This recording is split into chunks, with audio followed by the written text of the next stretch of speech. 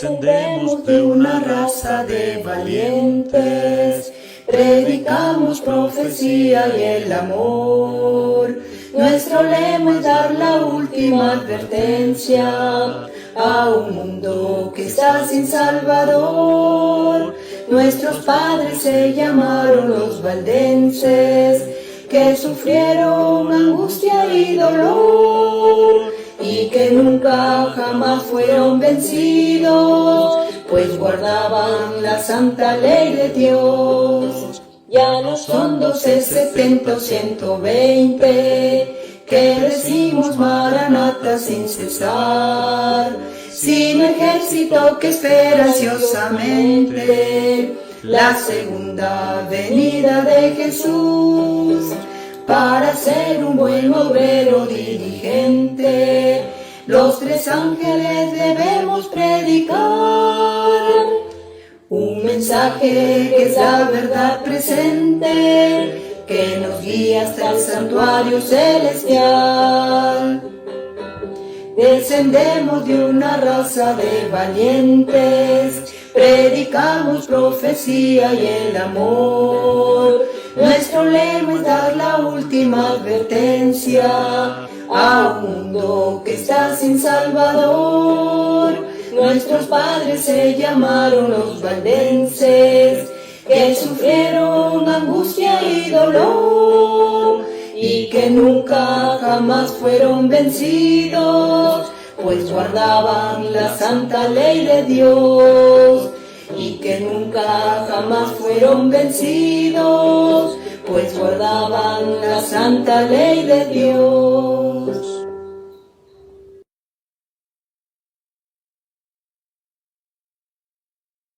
Hola amados, nuestro Padre les bendiga. Es una alegría poder estar nuevamente con ustedes. En este día vamos a seguir estudiando las profecías de Daniel y el Apocalipsis. Hoy un tema muy importante, este tema siguiendo el curso de estudio que tenemos de la cuarta bestia, los 10 cuernos, y recordando de que después de esos 10 cuernos sale un cuerno pequeño. Vamos a comenzar en el estudio de hoy citando la palabra de nuestro Padre en el libro de Daniel, en el capítulo 7, pasaje 19. Dice la palabra de nuestro Padre: entonces tuve el deseo de saber la verdad acerca de la cuarta bestia, que era tan diferente de todas las otras, espantosa en gran manera, que tenía dientes de hierro y uñas de bronce, que devoraba y desmenuzaba, y las sobras hollaba con sus pies. Asimismo acerca de los 10 cuernos que tenía en su cabeza, y del otro que le había salido, delante del cual habían caído 3, y este mismo cuerno tenía ojos y boca que hablaba grandes cosas, y parecía más grande que sus compañeros. Y veía yo que este cuerno hacía guerra contra los santos y los vencía. Dijo así: la cuarta bestia será un cuarto reino en la tierra, el cual será diferente de todos los otros reinos, y a toda la tierra devorará, trillará y despedazará. Y los 10 cuernos significan de que a aquel reino se levantarán 10 reyes, y tras ellos se levantará otro, el cual será diferente de los primeros, y a 3 reyes derribará. Hoy vamos a estudiar acerca de ese otro cuerno que se levanta entre los 10 cuernos, el cuerno pequeño. La palabra de Dios dice en el pasaje 25, dice: y hablará palabras contra el Altísimo, y a los santos del Altísimo quebrantará, y pensará en cambiar los tiempos y la ley. Y serán entregados en su mano hasta tiempo, tiempos y medio tiempo. Aquí nos da una señal, una guía, nos muestra de que ese reino, ese cuerno pequeño que se levanta entre los 10, iba a hablar palabras contra nuestro Creador, contra el Altísimo. Iba a quebrantar los santos del Altísimo, pero también pensaría en cambiar los tiempos y la ley. ¿La ley de quién? Del Altísimo, la ley de Dios. Y vamos a abrir la Biblia en el libro de Tesalonicenses, segunda de Tesalonicenses capítulo 2. En el pasaje 1, el apóstol Pablo, hablando a los tesalonicenses, les dice lo siguiente: pero con respecto a la venida de nuestro Señor Jesucristo y a nuestra reunión con Él, os rogamos, hermanos, que no os dejéis mover fácilmente de vuestro modo de pensar, ni os conturbéis, ni por espíritu, ni por palabra, ni por carta como si fuera nuestra. en el sentido de que el día del Señor está cerca.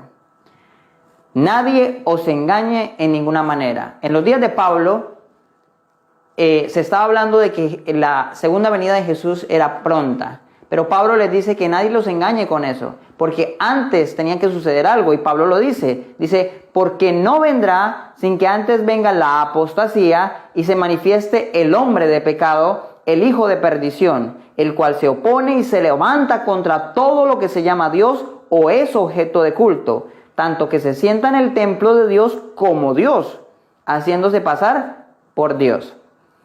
¿No os acordáis que cuando yo estaba todavía con vosotros os decía esto? Y ahora vosotros sabéis lo que lo detiene, a fin de que a su debido tiempo se manifieste. Porque ya está en acción el misterio de la iniquidad, solo que hay quien al presente lo detiene, hasta que él a su vez se ha quitado de en medio. Y entonces se manifestará aquel inicuo, a quien el Señor matará con el espíritu de su boca y destruirá con el resplandor de su venida. Entonces vemos aquí cómo Pablo les aclara a ellos que no podía venir Jesús sin antes que hubiese un reino que se levantara, que supusiera todo lo que se llama Dios y que se sentara en el templo y que se hiciera pasar como Dios. Y es muy interesante porque Daniel 7:25 nos dice que ese cuerno pequeño iba a hablar palabras contra el Altísimo, a los santos del Altísimo, que levantaría e intentaría cambiar los tiempos y la ley. Si sabemos que la cuarta bestia nos muestra que es Roma, y esos 10 cuernos salen de ahí, que están en la cabeza de ese reino, que ya lo hemos estudiado cuáles son esos 10 cuernos, pero de esos 10 cuernos sale un cuerno pequeño que destruye a 3 cuernos pequeños, a 3 cuernos, perdón. Entonces vamos a analizar eso. El cuerno pequeño. En el libro de Daniel, en el capítulo 7, vemos que en el pasaje 7 y 8 dice que se levanta de la cuarta bestia. Que en el versículo 8 nos dice que se levanta entre los 10. En el pasaje 24 nos dice que después de los 10. En el pasaje 24 también nos dice que es diferente de los otros.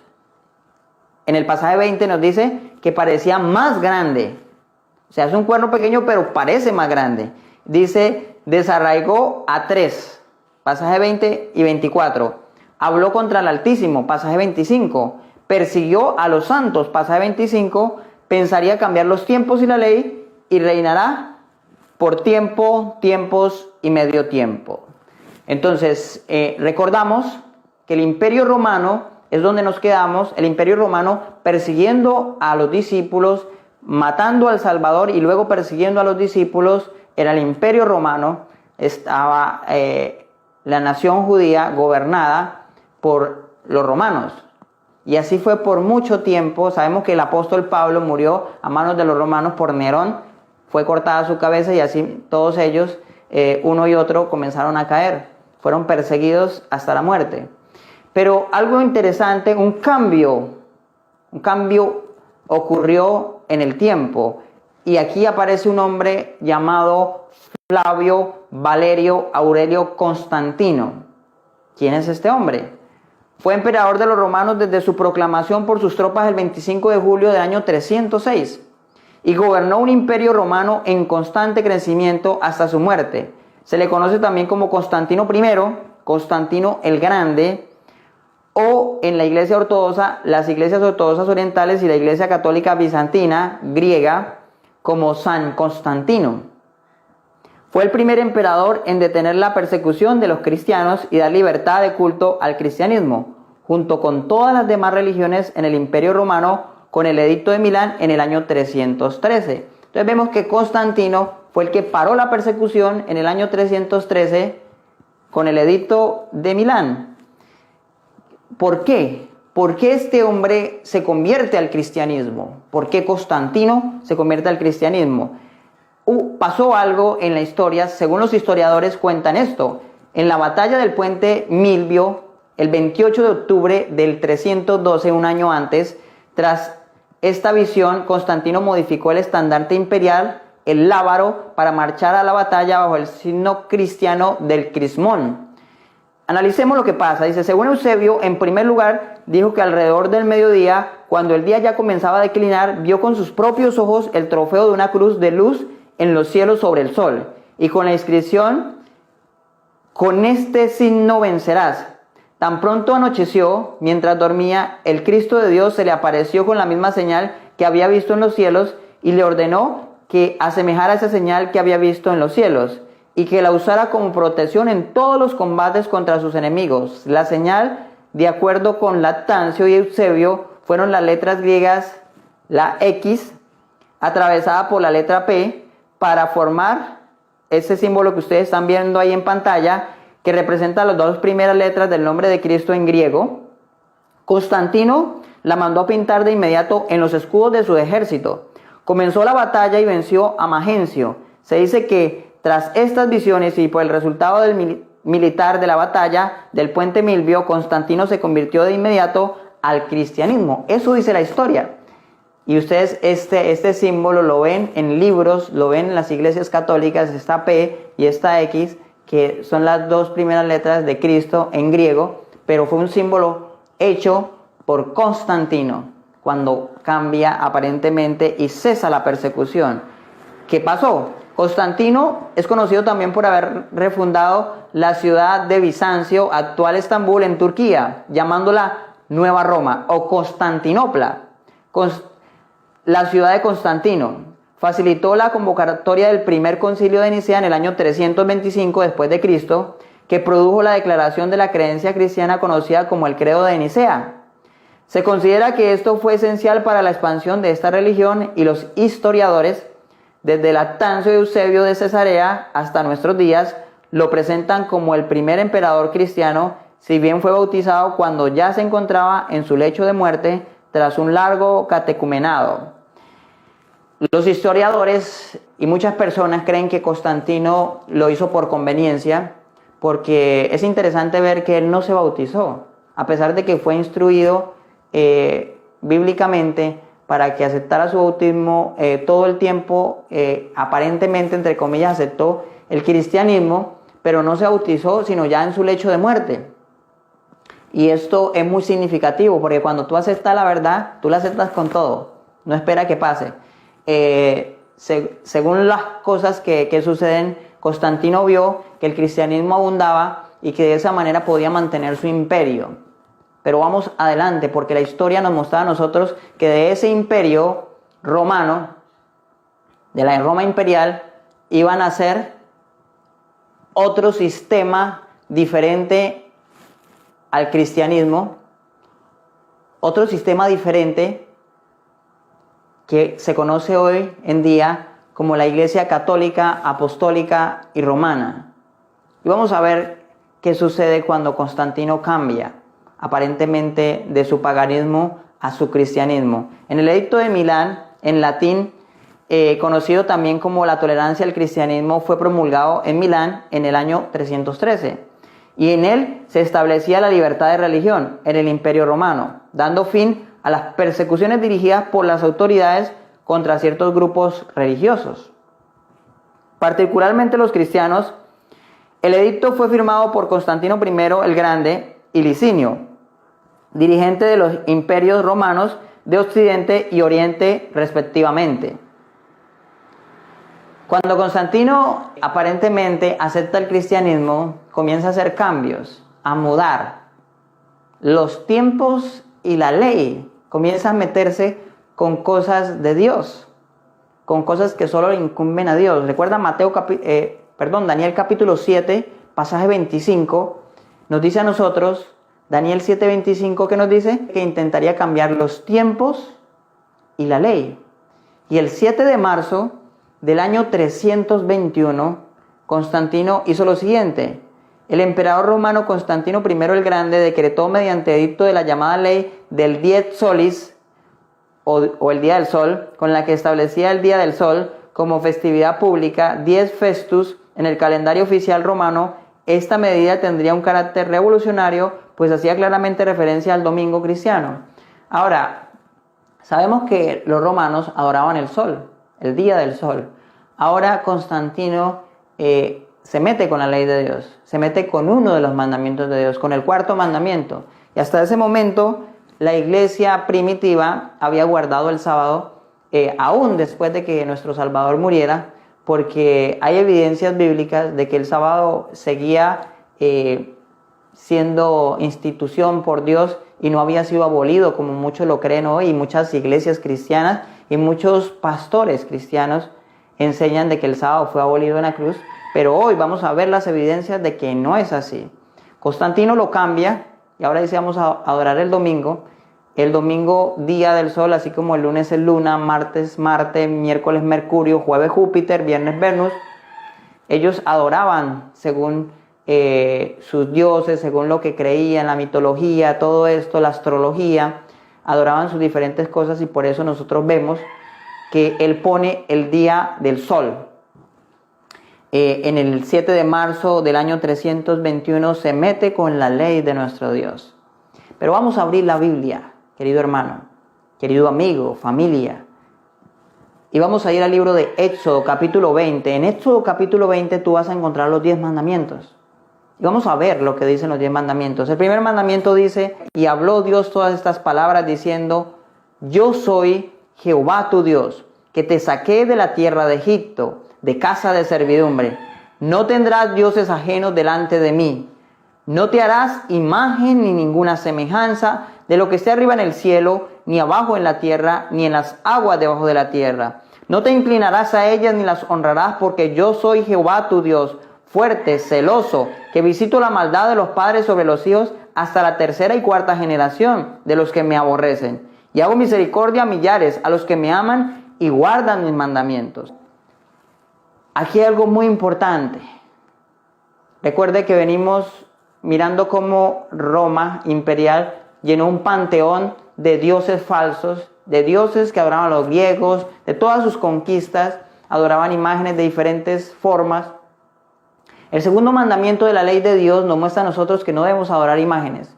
Recuerden que los 3 amigos de Daniel, Ananías, Misael y Azarías, fueron metidos al horno de fuego por no adorar la imagen que levantó Nabucodonosor, porque sabían que el segundo mandamiento decía que no se iban a inclinar y que no iban a adorar imágenes. Ese segundo mandamiento lo prohibía.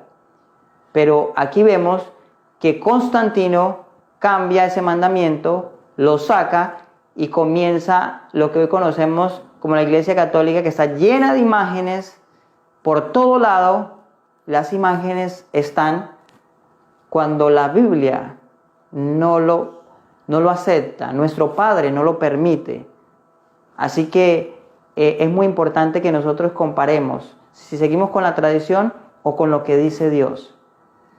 Constantino llenó la iglesia cristiana de imágenes y cambiaron, así como ellos cambiaron de los nombres de los dioses griegos a los dioses romanos, ahora cambian los nombres de los dioses romanos a los nombres cristianos y comenzaron a adorar a la madre de Jesús, a Jesús cuando era niño, a todos los santos, y comenzaron a introducir lo que se llaman las imágenes. Recuerden, el cuerno pequeño intentaría cambiar los tiempos y la ley. Ya vemos que Constantino se mete contra el sábado y cambia el sábado al domingo, pero también el segundo mandamiento, donde nos ordena no inclinarnos, no adorar, no hacer imagen, no hacer estatua o escultura, también lo transgrede.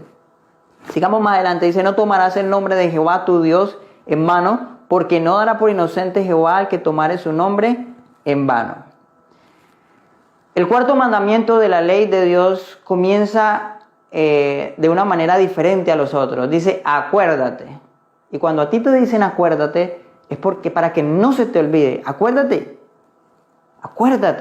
Es algo muy importante cuando te dicen acuérdate. El cuarto mandamiento comienza así: acuérdate del día sábado para santificarlo, para apartarte para él. 6 días trabajarás y harás toda tu obra, mas el séptimo día es reposo para Jehová tu Dios. No hagas en él obra alguna, tú, ni tu hijo, ni tu hija, ni tu siervo, ni tu criada, ni tu bestia, ni tu extranjero que está dentro de tus puertas. Porque en 6 días hizo Jehová los cielos y la tierra, el mar y todas las cosas que en ellos hay, y reposó en el séptimo día. Por tanto, Jehová bendijo el día de reposo y lo santificó. Primero nos dice que nos acordemos. Segundo nos dice cuándo fue que fue bendecido y santificado el sábado. Dice que fue en la creación, porque en 6 días hizo Jehová los cielos y la tierra, por tanto bendijo y santificó el sábado. Aquí, para muchos evangélicos y hermanos protestantes que dicen que el sábado es para los judíos o es de la ley mosaica, pues quiero decirte, amado hermano, amado amigo, que cuando el sábado fue instituido no había ni un judío, porque la palabra judío viene de uno de los hijos de Jacob, de Judá, y ni siquiera había nacido Jacob.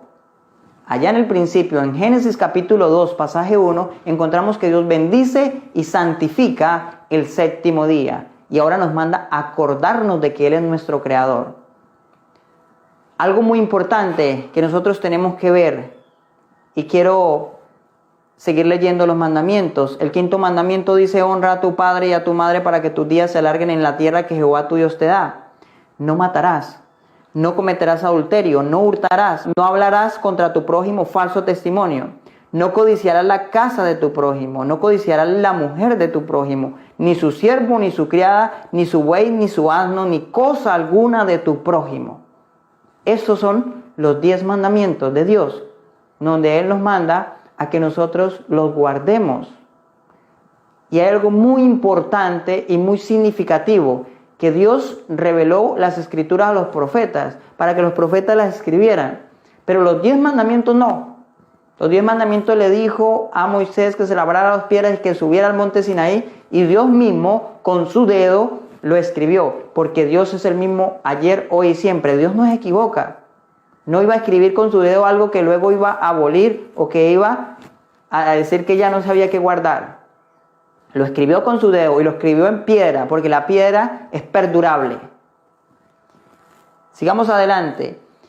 Cuando nuestro Salvador vino a la tierra, según las personas que defienden que el sábado fue abolido, nos enseñan de que Jesús lo abolió, que Jesús lo transgredió, que Jesús mostró de que el sábado ya no había que guardarlo.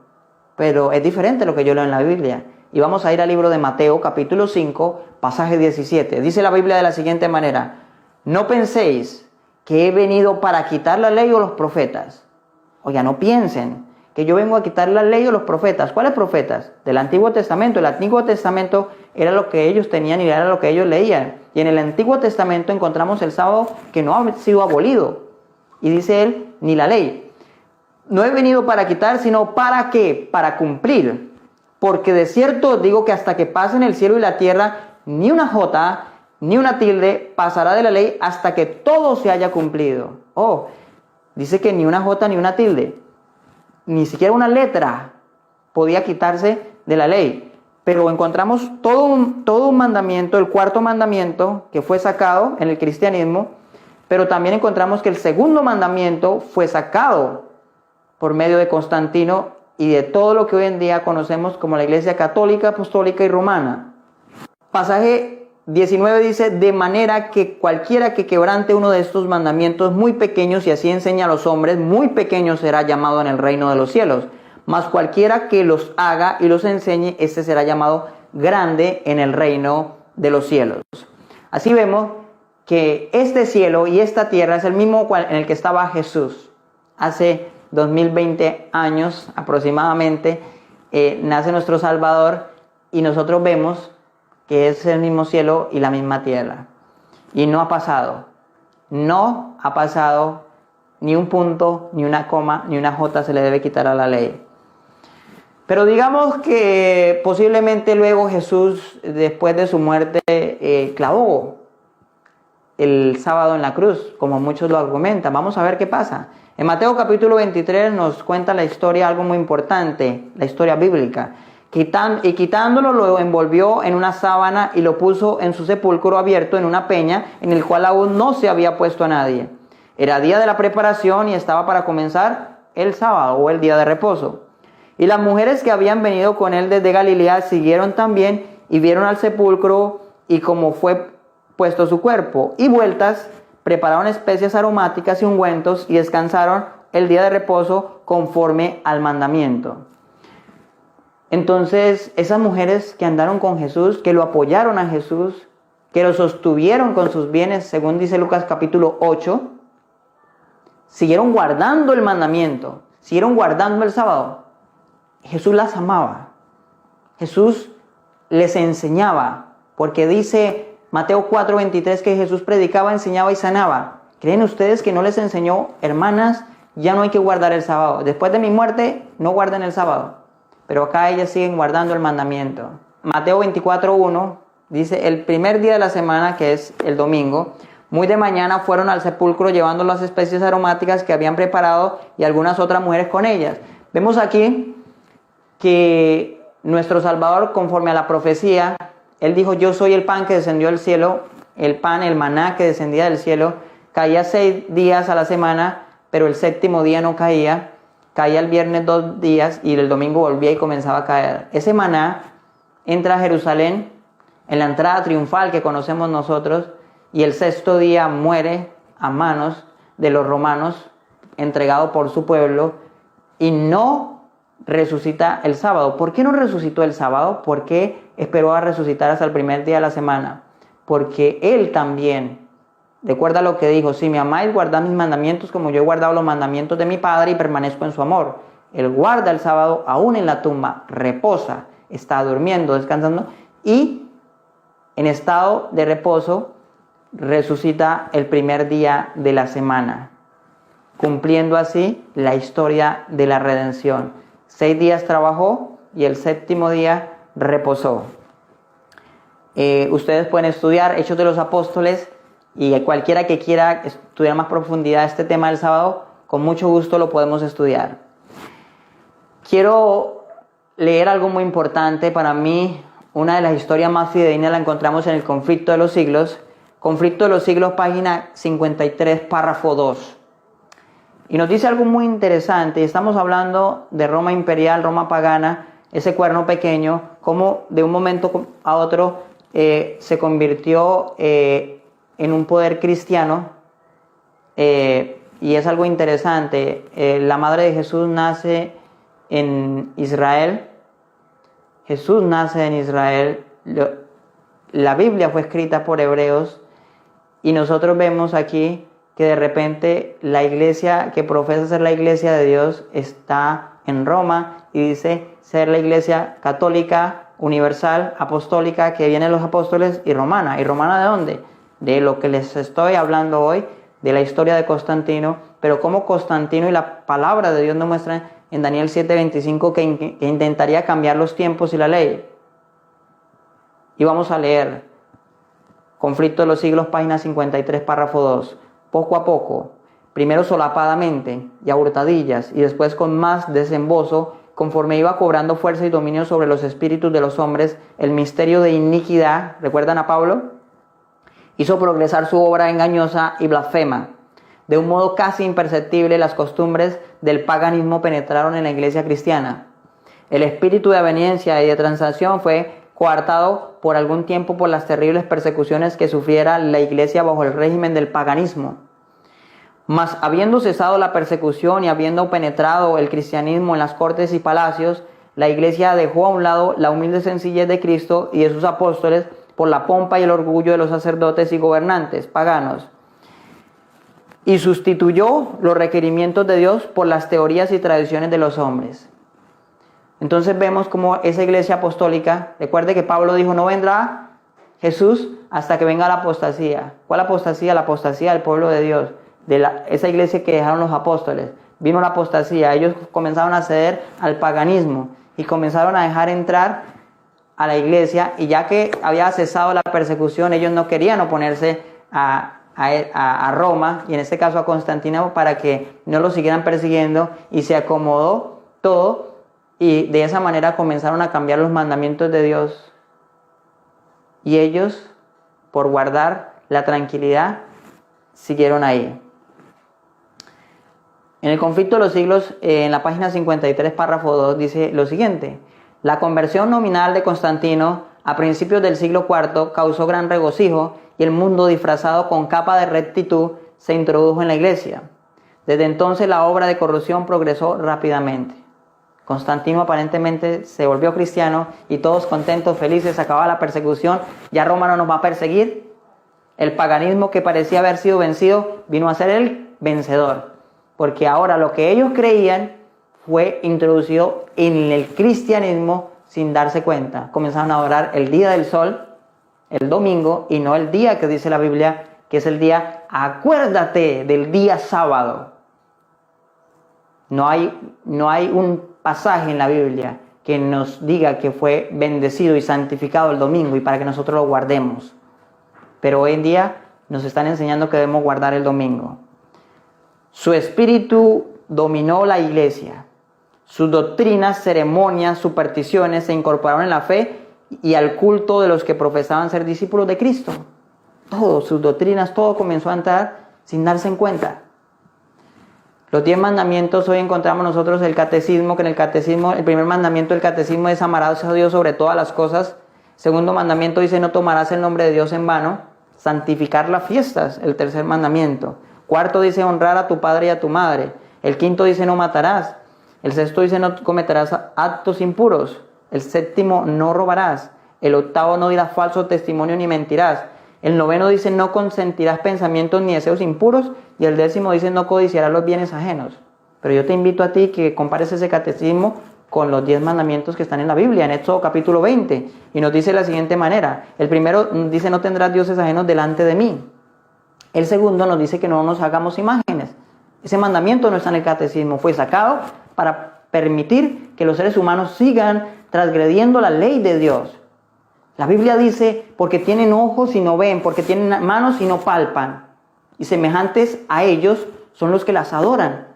Amado hermano, amigo católico, si me estás escuchando, si estás viendo este tema, ve a la Biblia y pregúntale a Dios, no le creas al hombre, no me creas a mí. Si la Biblia autoriza guardar el domingo y si la Biblia autoriza adorar imágenes. Porque en el catecismo no lo encontramos, pero dice el mandamiento que nos debemos acordar del sábado para santificarlo. El 10º mandamiento lo partieron en dos y sacaron 2 mandamientos. En este caso, el 4º mandamiento y el 2º mandamiento ya no se guarda. Falta el 2º mandamiento y el 3er mandamiento no es igual al 4º mandamiento. Y el último mandamiento ha sido dividido en 2 partes. Pero vemos que no solo esos cambios se hicieron en tiempos del cambio de Roma imperial, de Roma pagana a Roma papal. Cuando nace lo que es el papado, la iglesia católica, apostólica y romana. Todo aquel que desconoce la historia está condenado a ser esclavo de la mentira. El concilio de Nicea primero fue un sínodo de obispos cristianos que tuvo lugar entre el 20 de mayo y el 19 de junio del año 325 en la ciudad de Nicea, de Bitinia, en el Imperio Romano. Fue convocado por el emperador romano Constantino I y es considerado el primer concilio ecuménico. Se supone que fue presidido por el obispo Ocio de Córdoba, de quien se cree que era uno de los legados del Papa. Sus principales logros fueron el arreglo de la cuestión cristológica de la naturaleza del Hijo de Dios y su relación con Dios Padre. Es muy importante. El ecumenismo mundial, la unión de iglesias, la unión de conceptos religiosos o de doctrinas, estar de acuerdo en las doctrinas, pues en el tiempo de Constantino, él hace el primer concilio de Nicea, en ese año, en el 325. Y vemos que el imperio romano se estaba dividiendo por las creencias que creía un párroco llamado Arrios y lo que creía la fe de Constantino, los romanos, que se había incorporado, y unos creían una cosa y otros creían otra cosa, y se estaba dividiendo. Entonces, para evitar eso, Constantino convoca este concilio y se reúnen desde esa fecha que miramos, del 19 de mayo, el 20 de mayo hasta el 19 de junio, para definir las doctrinas. Y la doctrina principal que ellos iban a discutir era según la cuestión de la cristología de la naturaleza del Hijo de Dios y su relación con Dios Padre. Es muy importante que tú entiendas esto. Es demasiado importante.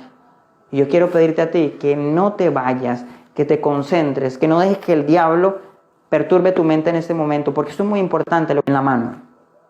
Lo que se debate en el Concilio de Nicea era saber si Jesús realmente era el Hijo de Dios o si era Dios mismo y que era otro Dios igual al Padre y que no tenía ni principio ni tenía fin y que siempre había existido y que tenía una naturaleza divina.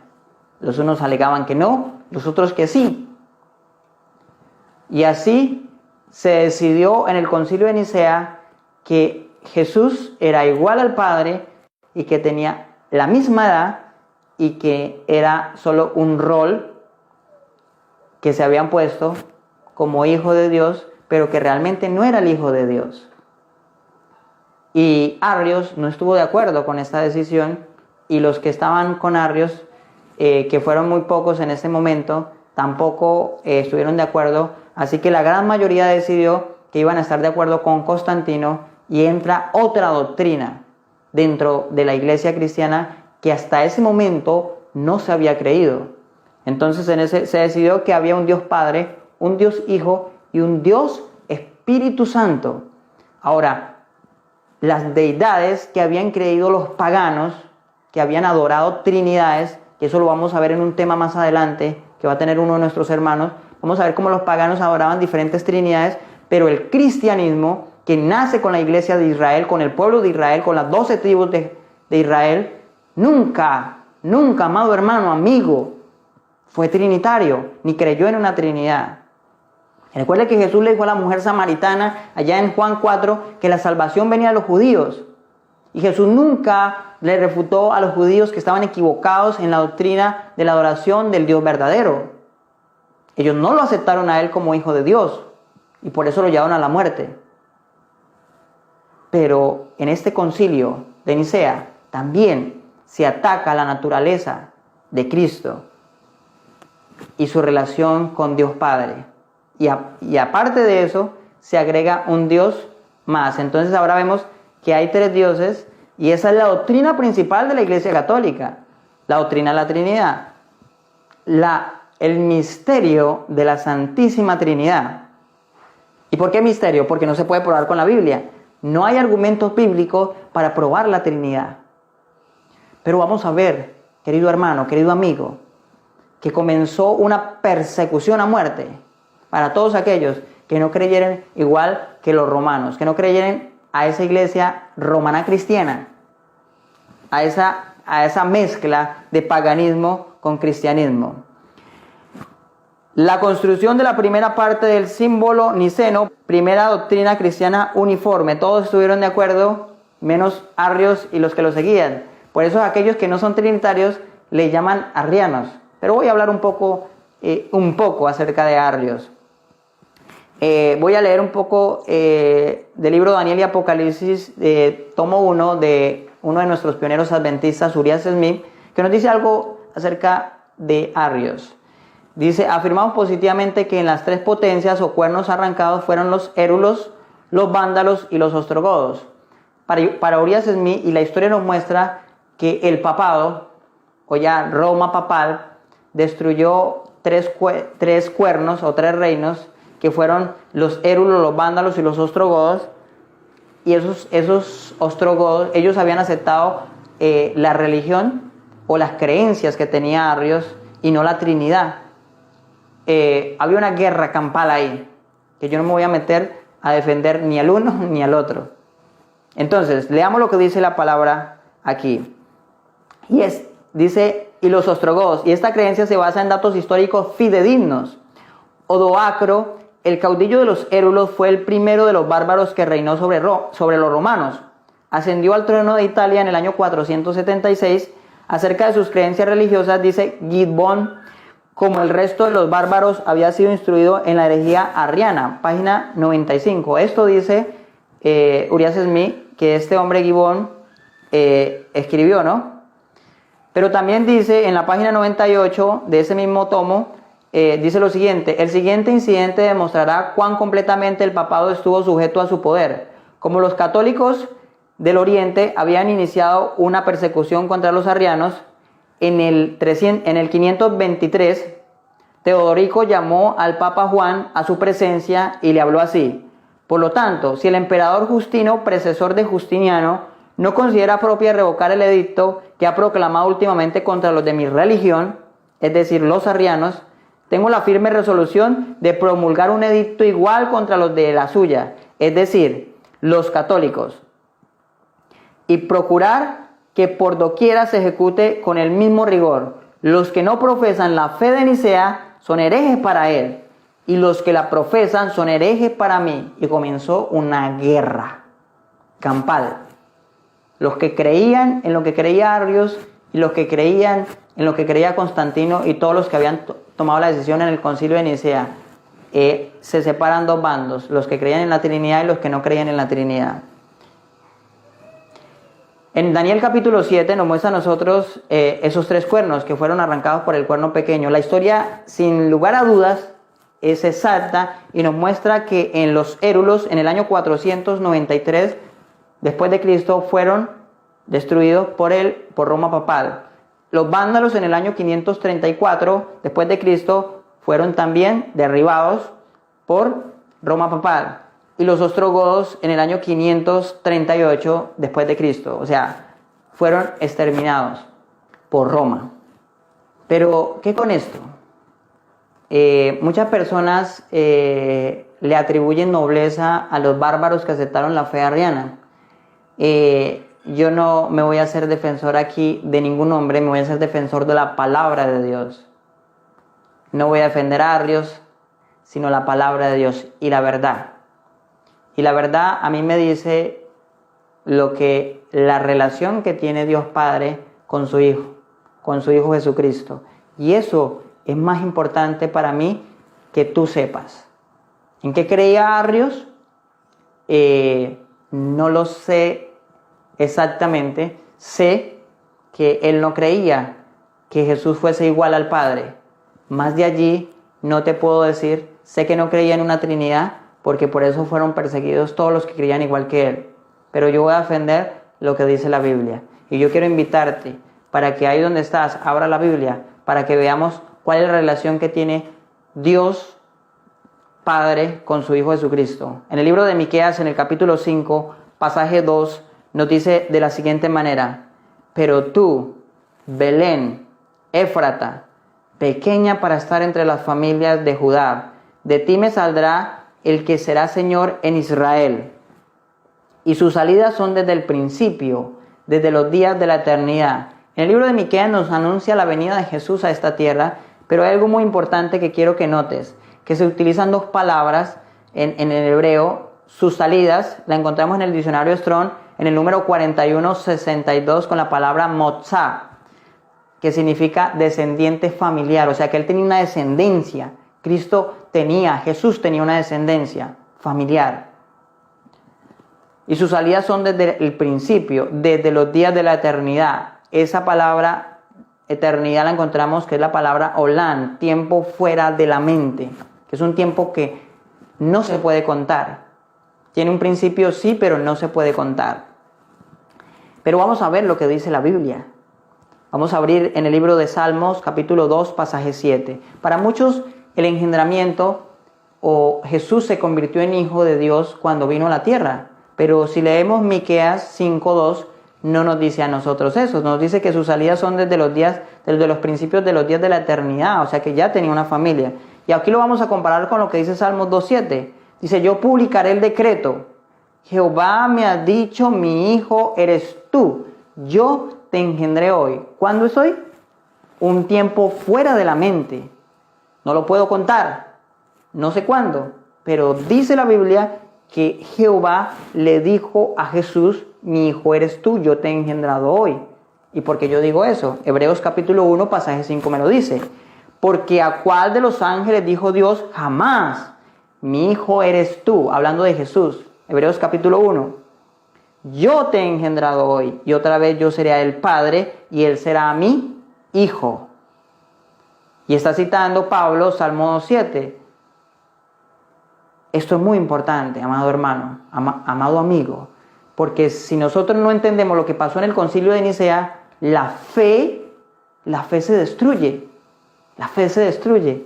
porque la salvación realmente no hubiera tenido un mérito el Padre. Y vamos a estudiarlo. En Proverbios, en el capítulo 8, en el pasaje 22, para algunas personas y aún adventistas creen que Proverbios 8 no habla de Jesús, pero vamos a probarlo que sí. Proverbios 8:22 dice: Jehová me poseía en el principio, ya de antiguo, antes de sus obras, eternamente tuve el principado. Desde el principio, antes de la tierra, antes de los abismos, fui engendrada. Antes que fuesen las fuentes de las muchas aguas, antes que los montes fuesen formados, antes de los collados, ya había sido yo engendrada. Hablando de la sabiduría, no había aún hecho la tierra, ni los campos, ni el principio del polvo del mundo. Cuando formaba los cielos, allí estaba yo. Cuando trazaba el círculo sobre la faz del abismo, cuando afirmaba los cielos arriba, cuando afirmaba las fuentes del abismo, cuando ponía al mar su estatuto, para que las aguas no traspasasen su mandamiento, cuando establecía los fundamentos de la tierra, con él estaba yo ordenándolo todo, y era su delicia de día en día, teniendo solaz delante de él en todo tiempo. Esto habla Proverbios 8 de la sabiduría. Y es interesante como diferentes palabras que usa. Primero, que eternamente tuvo ¿qué? El principado. Dice que cuando estaba formando los cielos, con él estaba allí. Y que fue engendrada. Esa palabra es muy importante porque la vemos viendo que Jesús fue engendrado según Salmos 2:7 y Hebreos 1. Nos está mostrando que Jesús fue engendrado. Pero sigamos leyendo. Dice, y era su delicia de día en día. Recuerda que cuando Jesús se bautiza, hay una voz desde el cielo que dice: este es mi Hijo amado, en el cual tengo ¿qué? Complacencia. Esta es mi delicia, mi complacencia, mi Hijo amado. Primera de Corintios capítulo 1 nos habla de la sabiduría y dice lo siguiente: pues ya que en la sabiduría de Dios el mundo no conoció a Dios, mediante la sabiduría agradó a Dios salvar a los creyentes por la locura de la predicación. Porque los judíos piden señales y los griegos buscan sabiduría, pero nosotros predicamos a Cristo crucificado. Para los judíos ciertamente tropezadero, y para los gentiles locura. Mas para los llamados, así judíos como griegos, Cristo poder de Dios y sabiduría de Dios. El mundo rechazó ¿qué? La sabiduría de Dios. Y la sabiduría, según Proverbios 8, fue ¿qué? Engendrada. Y nos dice, cuando fue engendrada, dice que Él estaba ya firmando los cielos. Pero tú dirás, pero no me queda claro. Vamos a leer otro pasaje. Primera de Corintios 1:30. Nos dice la palabra de Dios: mas por Él estáis vosotros en Cristo Jesús, el cual nos ha sido hecho por Dios sabiduría. Entonces, ¿quién es la sabiduría? Según Proverbios 8, aquí es Cristo Jesús. Justificación, santificación y redención. He escuchado a algunos que no creen eso, algunos adventistas, pero quiero decirte que en el libro Patriarcas y Profetas, en el primer capítulo, en la página 12, párrafo 2, nos dice lo siguiente. Cita primera de Juan 1:1, Cristo, el verbo, el unigénito de Dios, era uno solo con el Padre, eterno, uno solo en naturaleza, en carácter y en propósitos. ¿Recuerdan? Que dice la sabiduría ya, que con Él estaba yo ordenándolo todo. Y aquí Juan 1:1 nos corrobora eso. Era el único ser que podía penetrar en todos los designios y fines de Dios. Aquí nos dice que era el único ser que podía entrar en todos los designios de Dios. Y tú dirás, ¿y qué? Si aquí nos dice que es el único, no había otro ser que pudiera entrar en los designios del Padre. Sigamos leyendo. Se llamará su nombre admirable, consejero, Dios fuerte, Padre eterno, príncipe de paz. Sus orígenes se remontan al inicio de los tiempos, a los días de la eternidad, Olán. Isaías 9:6 y Miqueas 5:2.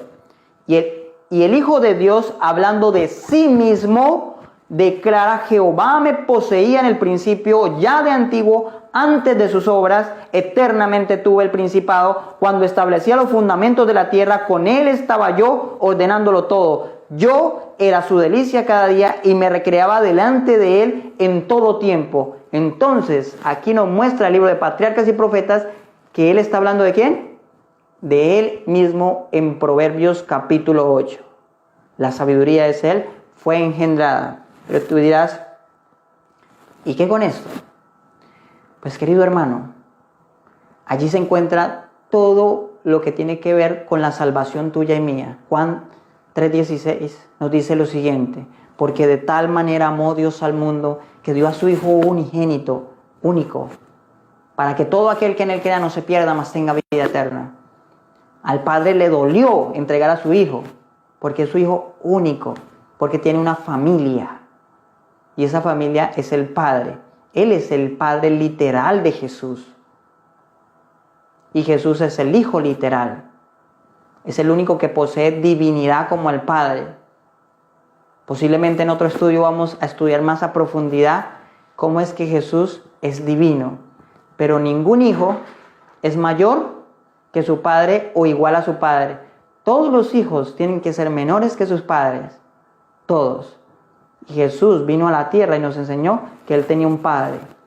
Querido hermano, amigo, no nos enseñó una Trinidad. No nos enseñó que Él era igual al Padre y que Él tenía el mismo comienzo. Eso se decidió en el Concilio de Nicea. Se atacó otro de los mandamientos de Dios. Primer mandamiento: no tendrás dioses ajenos delante de mí.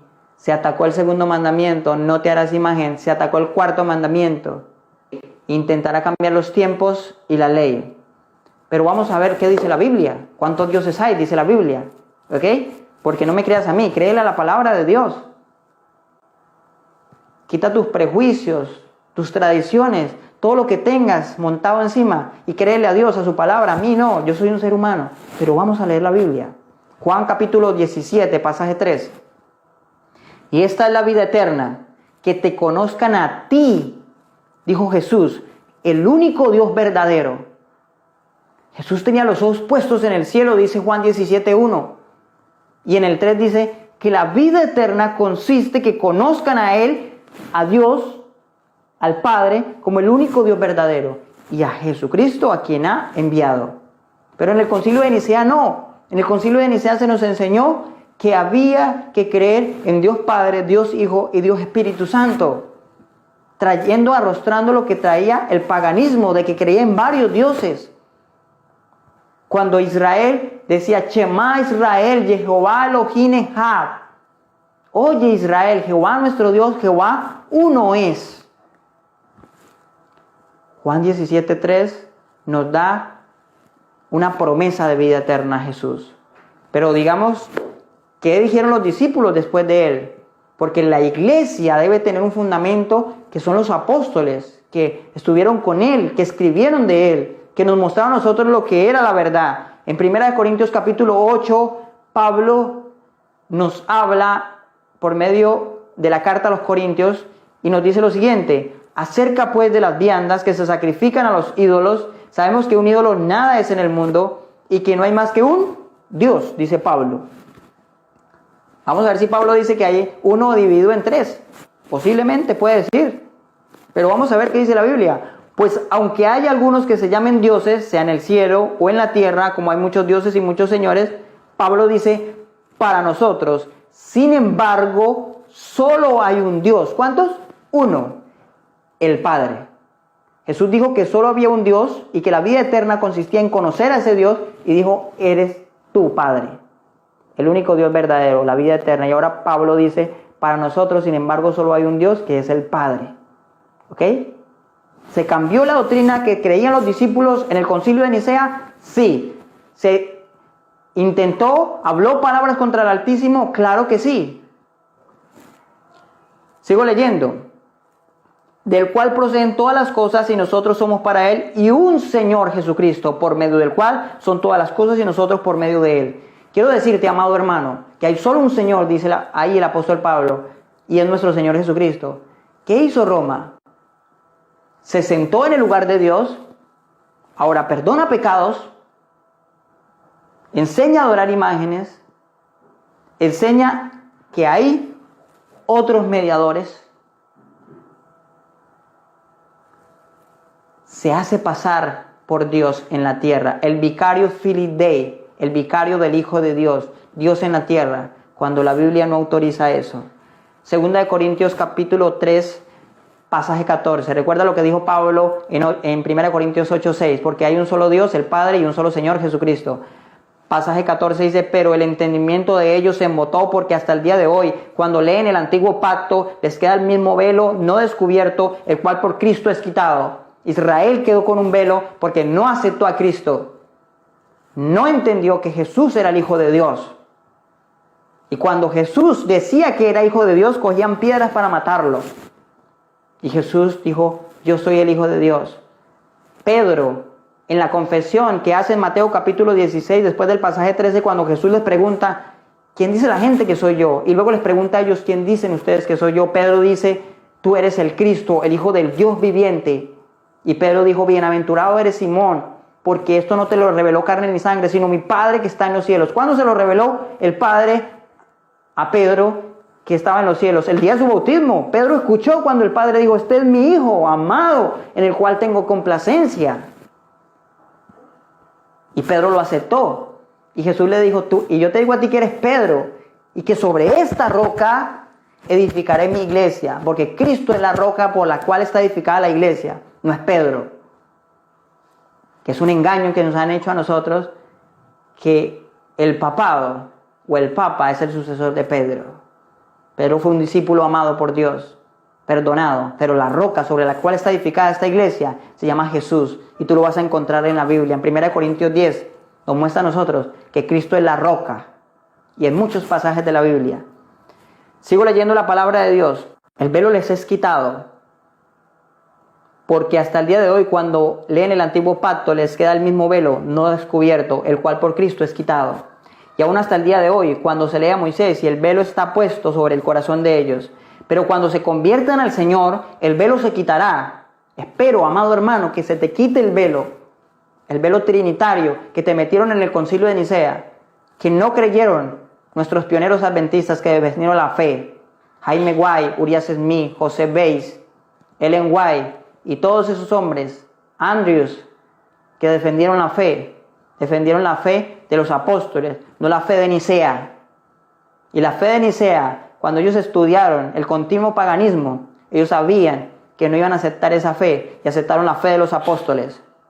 Dice la palabra del Señor, porque el Señor es el Espíritu, y donde está el Espíritu del Señor, allí hay libertad. Tú dirás en este momento, pero no creen en el Espíritu Santo. Claro que creo en el Espíritu Santo, claro que necesitamos el Espíritu Santo. Necesitamos que el Espíritu de Dios viva en nuestras vidas. Pero acá nos dice, porque el Señor es el Espíritu, y donde está el Espíritu del Señor, allí hay libertad. ¿Qué dice Pablo en 1 Corintios 8:6? Porque hay un solo Señor, Jesucristo. Y aquí Pablo nos dice que ese Señor es el Espíritu. Y donde está el Espíritu del Señor, allí hay libertad. Por tanto, nosotros todos, mirando a cara descubierta, como en un espejo, la gloria del Señor, somos transformados de gloria en gloria en la misma imagen, como por el Espíritu del Señor. Pablo le dice a Timoteo en 1 Timoteo 2:5, porque hay un solo Dios. Lo repite nuevamente, hay un solo Dios, no tres dioses en uno. Hay un solo Dios y un solo mediador entre Dios y los hombres, Jesucristo hombre. Hay un solo mediador, pero el romanismo nos metió a nosotros que la Virgen María es una mediadora. ¿Y qué tengo yo que decir de la Virgen? Lo que dice la Biblia, bienaventurada es María, llena eres de gracia, el Señor es contigo, bendita tú entre todas las mujeres, una mujer ejemplar, maravillosa, única, pero no mediadora.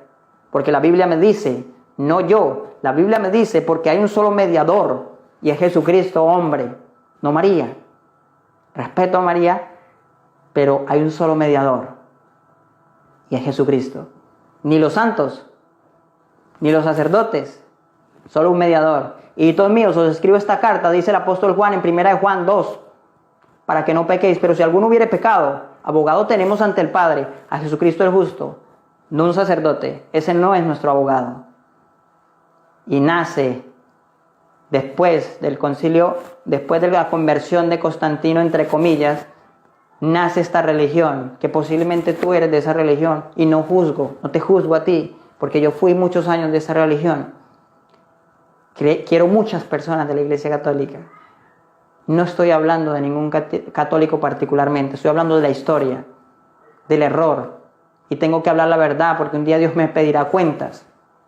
Pero también no solo la Iglesia Católica, el cristianismo, que hoy en día rechaza el cuarto mandamiento de la ley de Dios, ha aceptado las creencias de Roma. El cristianismo, el protestantismo, que acepta la Trinidad como la doctrina fundamental de su iglesia, está aceptando el Concilio de Nicea y el cambio que se hace.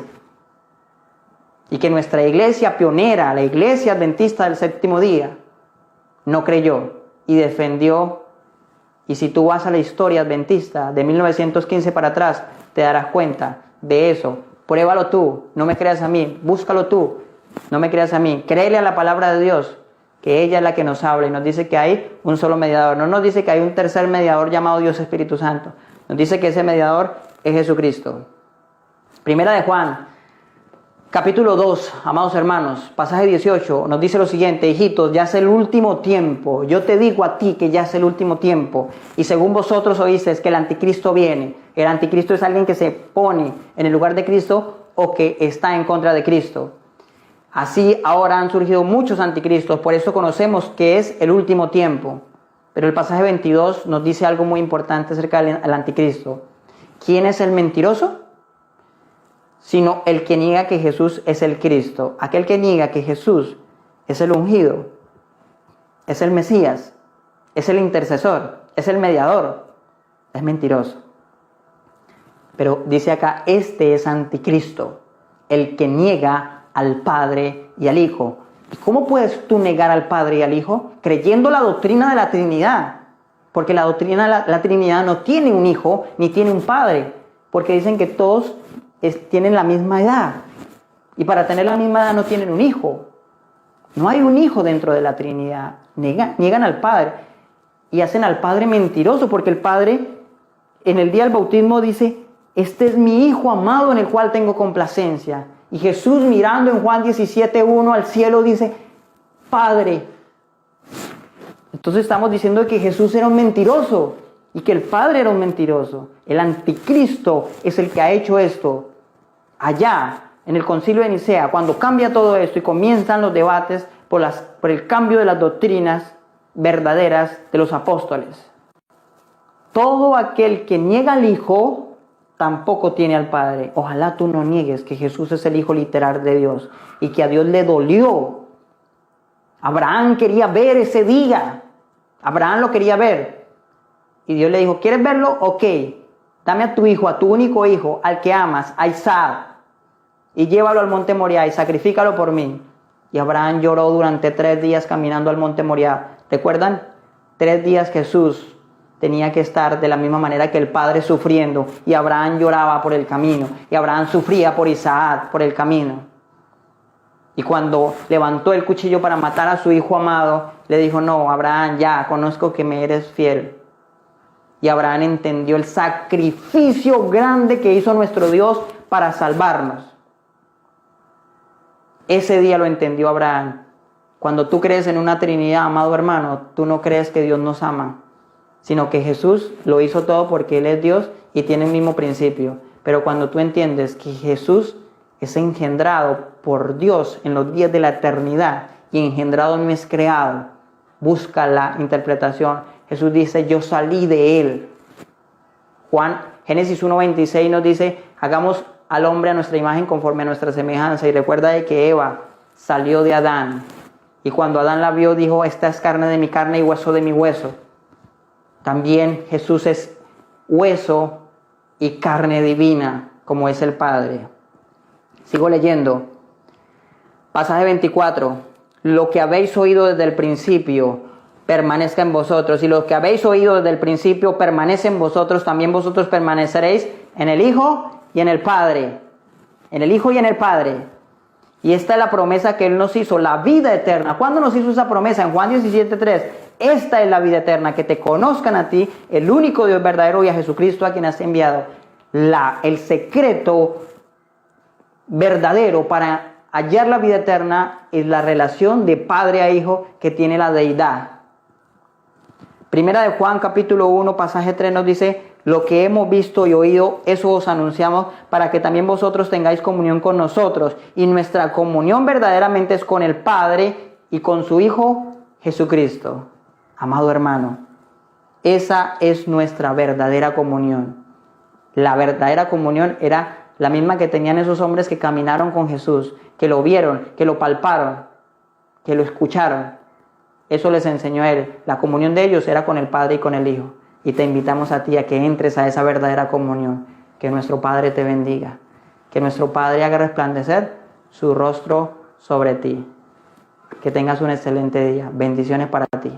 Nuestros padres se llamaron los valdenses, que sufrieron angustia y dolor, y que nunca jamás fueron vencidos, pues guardaban la santa ley de Dios. Y que nunca jamás fueron vencidos, pues guardaban la santa ley de Dios.